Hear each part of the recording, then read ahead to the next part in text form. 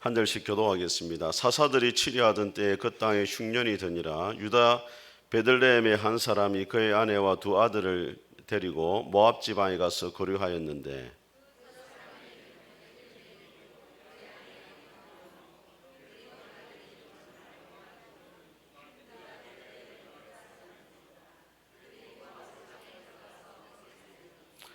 나오미의 남편 엘리멜렉이 죽고 나오미와 그의 두 아들이 남았으며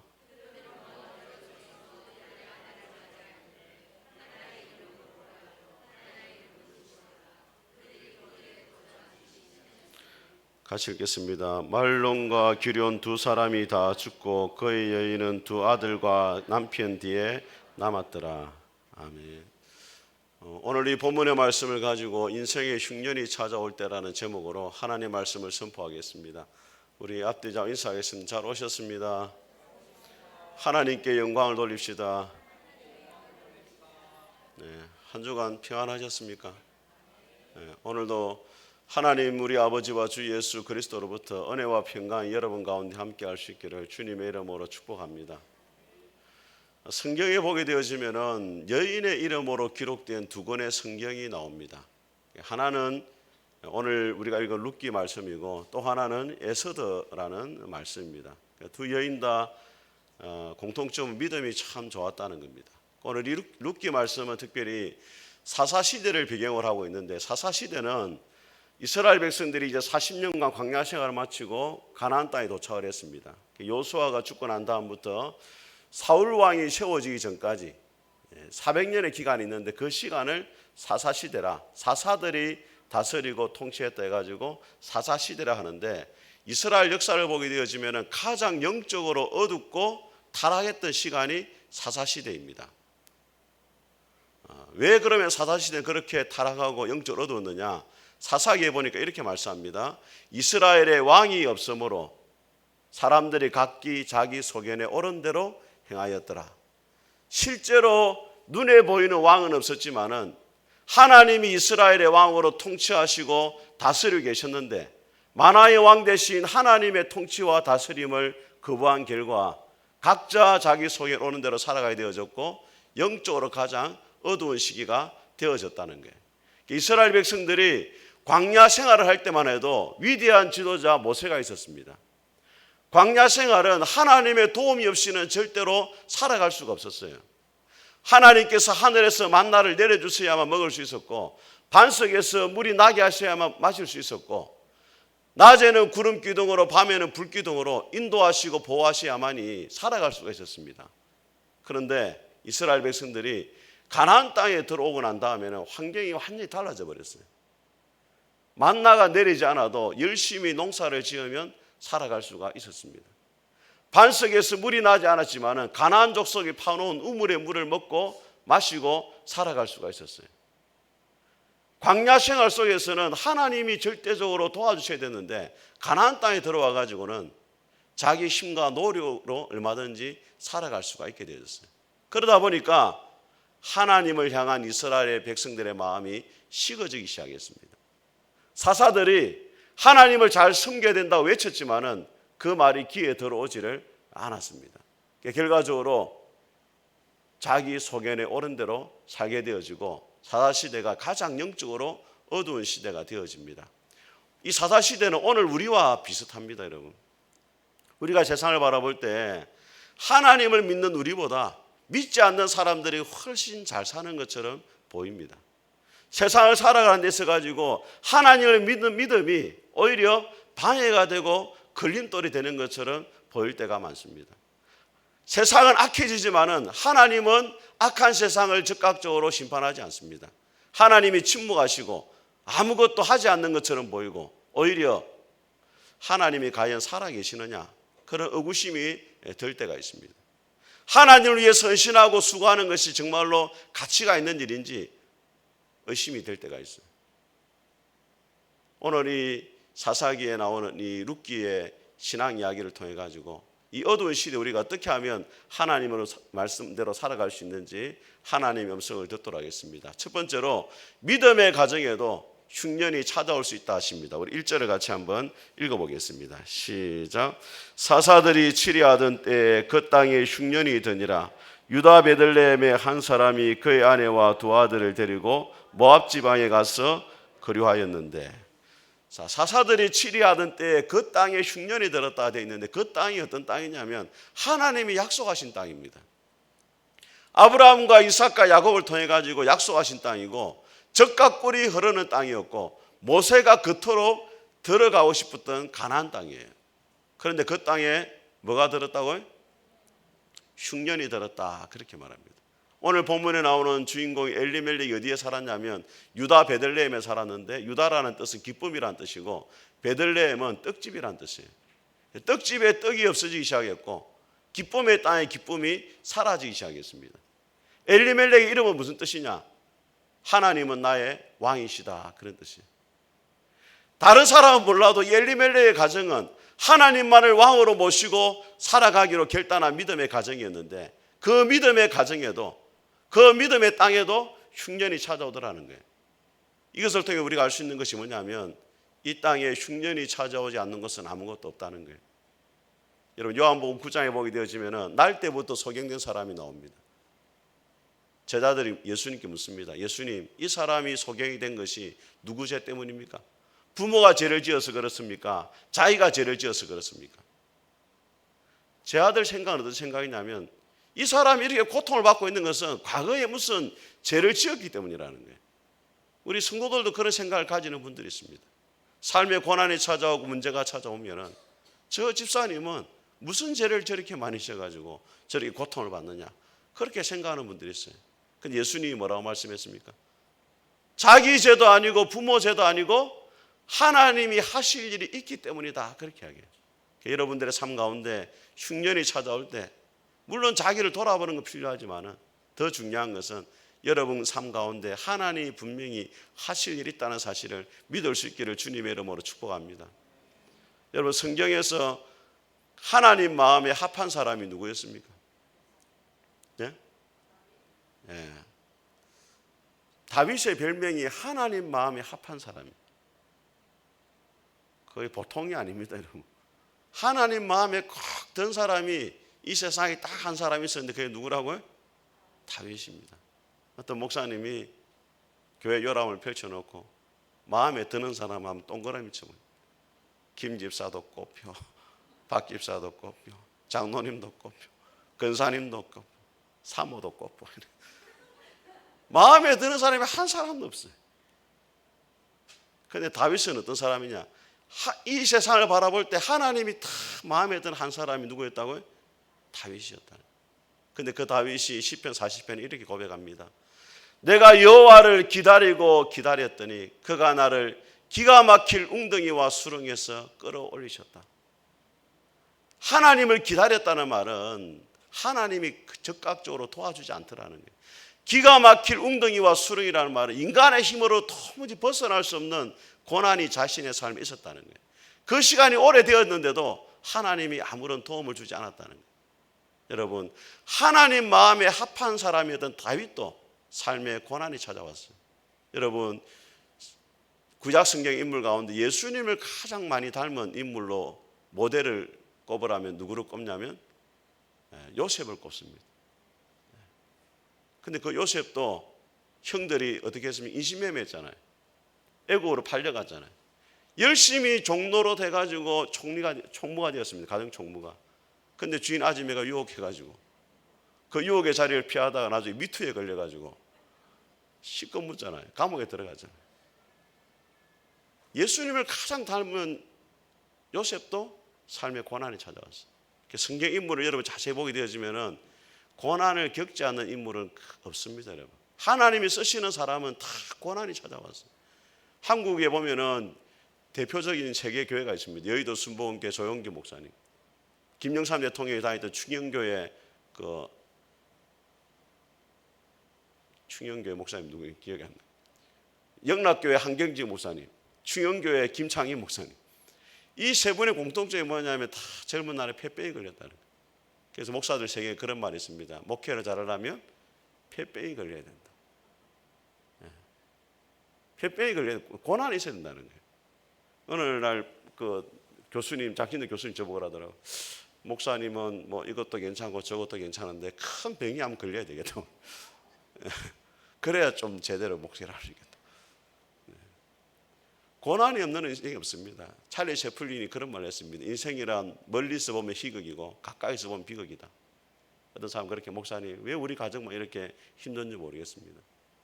집사님 가정만 힘든 게 아니고 다 집구석에 보다 보면 다 뻐꾸기 위한 사연이 다 있고 다 힘든 사정이 있어요, 여러분. 조셉 바커 목사님 그렇게 말했습니다. 고난에 대해 설교를 하면 모든 성도들에게 해당이 된다. 교회당의 모든 의자에는 상한 심령이 다 앉아있다 했어요. 여기도 상한 심령, 여기도 상한 심령, 저 뒤에도, 여기도 엄청 상한 심령. 다 고난이 있어요, 여러분. 고난이 없는 인생이 없습니다. 에이비 심슨 목사님이 그런데 이런 이야기를 했습니다. 하나님의 보석은 흔히 거친 짐 속에 넣어 검은 옷을 입은 하인을 통해 우리에게 보내어집니다. 그러나 그 안에는 왕궁의 보물과 신랑이 주는 사랑의 선물이 들어 있습니다. 하나님께서 우리에게 선물을 주실 때 거친 보자기에 싸서 주신다는 게, 그게 무슨 말이겠습니까? 고난이라는 것은 변장된 축복이라는 게, 겉으로 보기에는 고난이지만은 그 안에는 하나님의 놀라운 축복의 보따리가 담겨져 있다는 거예요. 그래서 여러분의 삶 가운데 고난이 찾아올 때마다 고난만 바라보지 마시고 그 고난 너머에 있는 하나님의 복을 바라볼 수 있기를 바랍니다. 시편 30편 기자가 말합니다. 하나님의 노여움은 잠깐이요 그의 은총은 평생이로다. 저녁에는 울음이 기수갈지라도 아침에는 기쁨이 오리로다. 순간순간 바라보면 하나님이 노를 베푸는 것처럼 보이고 하나님 나의 고난을 주시는 것처럼 보이는데, 인생을 돌아보니까 전체가 다 하나님의 은혜가 아닌 시간이 없더라는 것입니다. 한번 옆에 분에게 말하겠습니다. 모든 것이 하나님의 은혜입니다. 아멘. 두 번째로 인생의 흉년이 찾아올 때 믿음의 선택을 하라 하십니다. 우리 1절을 다시 한번 읽어보겠습니다. 시작.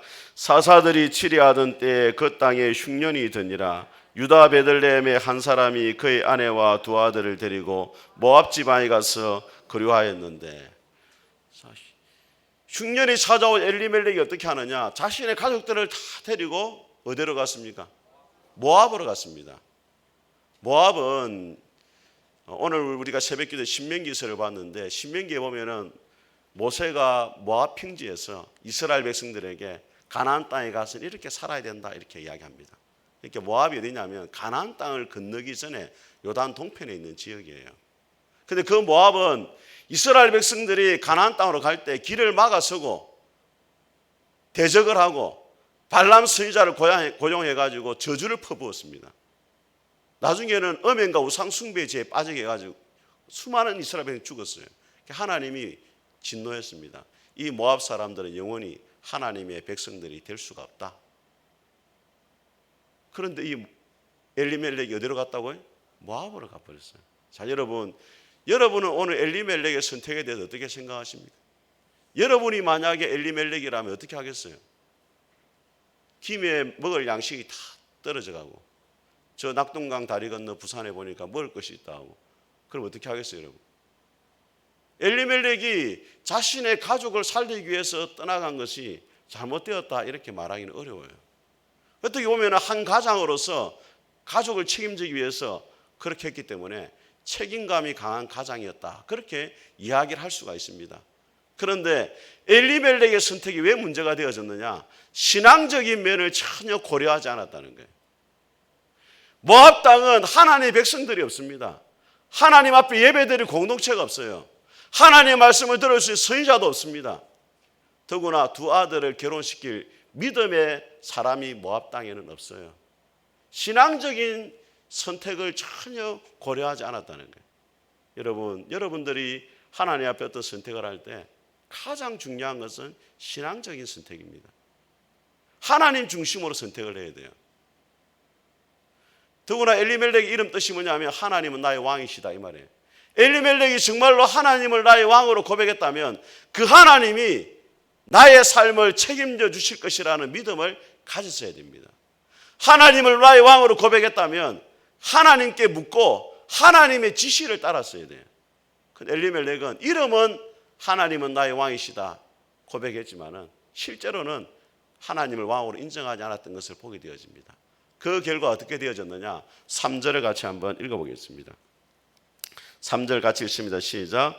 나오미의 남편 엘리멜렉이 죽고 나오미와 그의 두 아들이 남았습니다. 살기 위해서 모압 땅으로 갔는데 그곳에서 결국에 살지 못하고 죽게 되어집니다. 자, 1절도 다시 한번 읽어보겠습니다. 시작.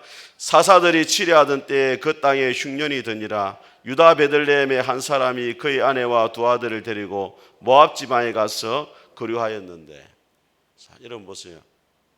거류하였다는 말은 잠시 갔다는 말이에요. 엘리멜렉의 생각은 뭐냐면 모압 땅에 영원히 살기 위해 간 게 아니고 잠시 흉년을 피해 가지고 모압에 갔다가 돌아오려고 했습니다. 근데 잠시 갔는데 영원히 돌아오지를 못했어요. 이 교회 가운데 엘리멜렉의 신앙을 가진 사람이 있습니다. 입으로는 하나님을 나의 왕이라고 고백하지만 실제로는 자기 손이 옳은 대로 살아가는 사람이 너무 많습니다. 잠시, 목사님, 내가 지금 너무 어렵기 때문에 지금은 잠시 내가 하나님을 위해서 일하지도 못하고 교회도 열심히 다니지 못합니다. 그렇지만 형편이 나아지면은 하나님 앞에 이것도 하겠고 저것도 하겠고 열심히 하겠습니다.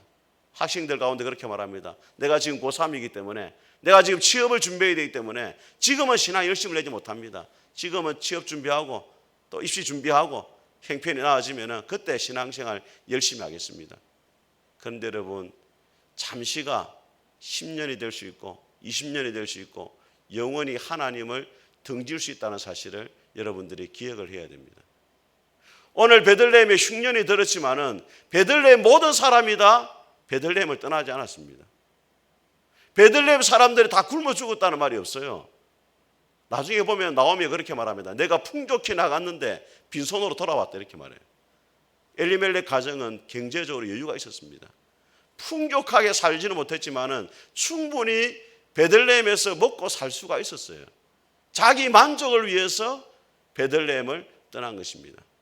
결과적으로 어떻게 되어졌느냐? 자, 5절도 같이 한번 읽어보겠습니다. 5절 같이 읽겠습니다. 시작. 말론과 기론 두 사람이 다 죽고 그 여인은 두 아들과 남편의 뒤에 남았더라. 자신의 아들들까지 다 죽게 되어집니다.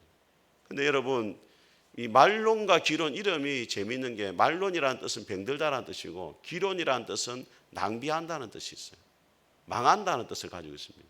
부모님이 왜 그렇게 지었는지 알지 못하지만은 흉년을 피해서 하나님을 떠나고 믿음의 자리를 떠나야 되어질 때 더 큰 흉년이 찾아온다는 것을 우리에게 이야기를 해주고 있는 것입니다. 여러분, 성경에서 고난을 가장 많이 겪었던 사람이 누구냐면 욥입니다. 욥은 하루아침에 전 재산을 다 잃고 10명의 자식까지도 다 죽고 자신의 몸까지 병이 들어가지고 기와장으로 몸을 긁었어요. 그런데 욥이 뭐라고 고백합니까? 주신 자도 여호와시고 취하신 자도 여호와시니 여호와 이름이 찬송을 받기를 원합니다. 모든 걸 다 잃었지만 하나 딱 붙들었어요. 뭘 붙들었습니까? 하나님을 딱 붙들었어요. 나중에 아내가 보다 내가 마음이 답답해가지고 이렇게 말합니다. 그럼에도 당신이 순전함을 지키느냐, 믿음을 지키느냐, 하나님을 욕하고 죽어라. 여자들 독합니다. 하나님을 욕하고 죽으라 해. 제가 자세히 보니까 갈로 쳐져 있더라. 갈로 등신아 이렇게 돼 있더라고. 성경에 기록은 안 되지만 이제 차마 기록은 못 되지만 등신아 이렇게 돼 있어. 네가 그럼에도 불구하고 신앙을 지키느냐? 하나님 욕하고 죽어라. 욥이 욥기 23장에 고백합니다. 나의 가는 길을 오직 그가 아시나니 그가 나를 단련하신 후에는 정금같이 되어 나올 것이다. 다 친구도 다 자기를 정죄하고 아내도 자기를 책망하고 다 떠나갔지만은 끝까지 하나님 붙잡았어요. 욥이. 욥기 42장에 보면 이렇게 말합니다. 하나님이 찾아와요. 욥이 말합니다. 하나님, 내가 전에는 하나님을 귀로 듣기만 하였었더니 이제는 눈으로 하나님을 보게 되었습니다. 나중에 하나님이 다 갑절로 갚아줘요. 가축들 잃었는데 가축들 잃은 걸 갑절로 다 하나님 보상해 줍니다. 7명의 아들과 3명의 딸이 또 태어나요. 엄청난 복을 받습니다. 마지막에 잃었던 거에 2배를 다 받아요. 근데 딱 하나 못 받은 게 있어요. 2배로. 뭘 못 받았느냐? 아내는 한 사람 그대로 남아 있었어요. 아내가 2사람은 이거 더 큰 저주가 됩니다. 그래서 힘든 일이 되고 아내는 한 명 그대로 다 엄청 복을 받았어요. 우찌무라 간조가 이렇게 이야기했습니다. 재산을 잃어도 좋다. 그건데 하나님의 거룩한 얼굴은 잃지 않기를. 병들어 괴로워도 좋다. 원컨대 하나님의 거룩한 뜻은 의심하지 않기를.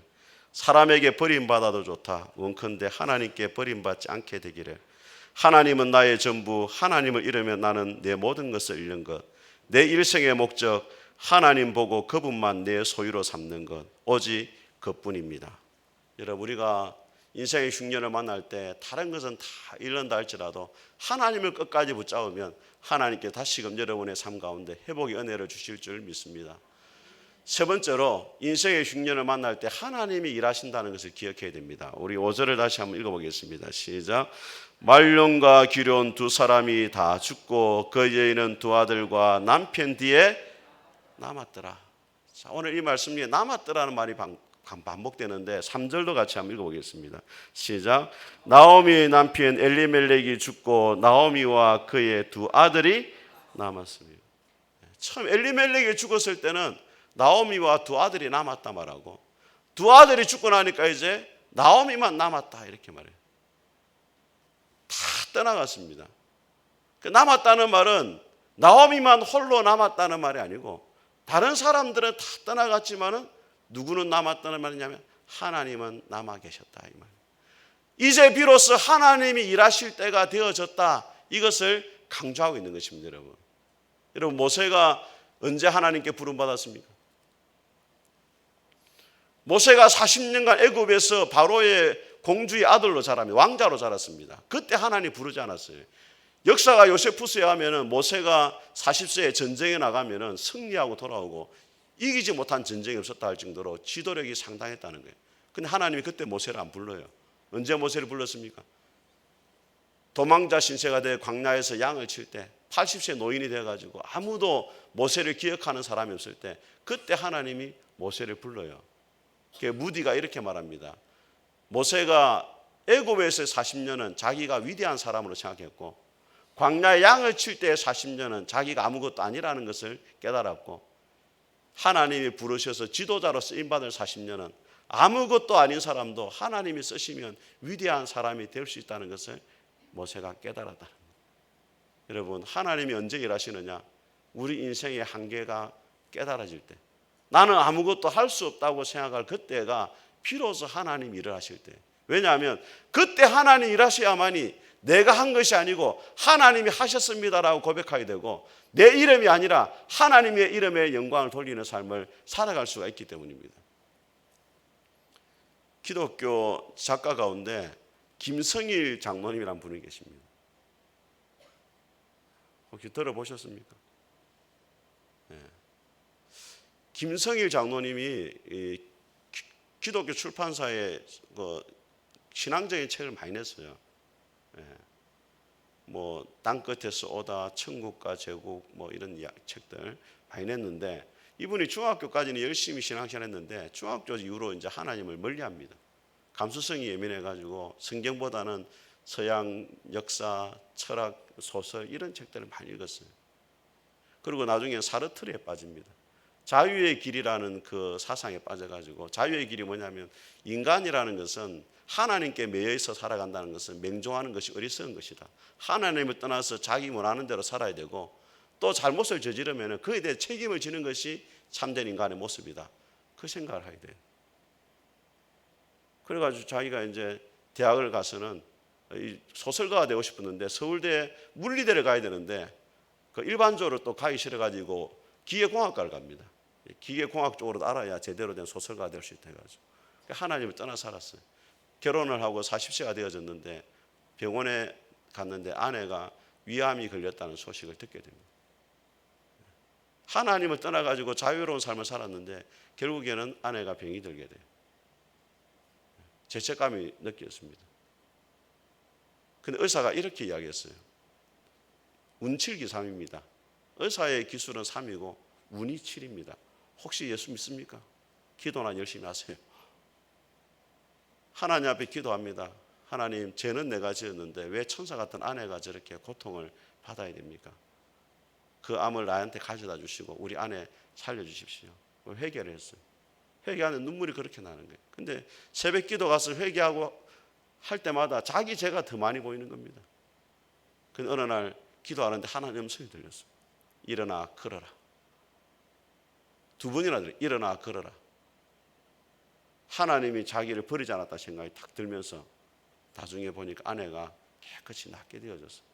그래서 하나님께 돌아오게 되어져. 그때부터는 신앙적인 글을 많이 적게 되어집니다. 수많은 책을 지었어요. 또 교회 장로가 되고 하나님 앞에 귀하게 쓰임받게 되어집니다. 사랑하는 성도 여러분, 우리 인생에는 언젠가 다 흉년이 찾아옵니다. 어떤 사람에는 경제적 흉년이 찾아옵니다. 풍족했던 가정이 어느 날 떡이 말라가기 시작합니다. 어떤 사람에게는 건강의 흉년이 찾아옵니다. 건강 하나만큼은 자신했는데 어느 날 몸이 아프기 시작합니다. 어떤 사람에게는 인간관계의 흉년이 찾아옵니다. 믿는 사람에게 배신을 당하고 상처를 입게 되어집니다. 하지만 우리는 알지 못하지만 하나님께는 반드시 계획이 있는 줄 믿습니다. 인생의 흉년이 찾아올 때 믿음의 자리를 떠나지 마시고 믿음의 선택을 하고 끝까지 하나님을 붙들고 승리할 수 있기를 주님의 이름으로 축복합니다. 우리 같이 한번 찬송하겠습니다. 왜 나만 겪는 고난이냐고 찬송하겠습니다.